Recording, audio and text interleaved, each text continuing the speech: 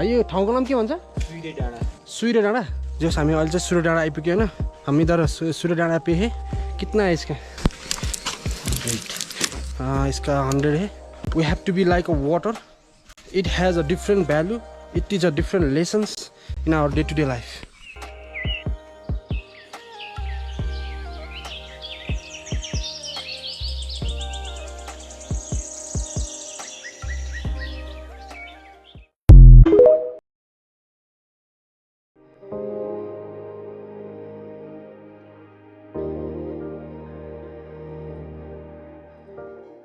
यो ठाउँको नाम के भन्छ?